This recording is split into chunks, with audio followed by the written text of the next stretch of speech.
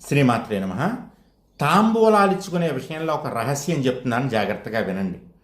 కనీసం 5గురు ముత్తైదువులకి మీరు తాంబూలం ఇచ్చుకోవాలి, లేదా 5గురు ముత్తైదువుల ఆశీర్వచనం తీసుకోవాలి. ఈ 5గురు ఎవరు అంటే, మొదటి ముత్తైదువ గౌరీదేవి, ఆవిడే పార్వతీదేవి, పసుపు కుంకాలని నిలబెట్టే తల్లి.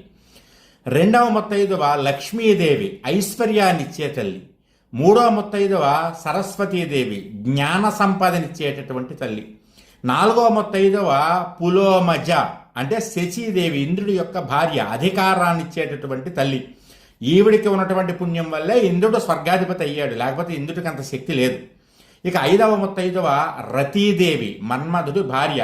భార్యాభర్తల మధ్య అన్యోన్యత, ప్రేమ ఉండాలంటే ఈవిడ కూడా ఖచ్చితంగా ఉండాలి.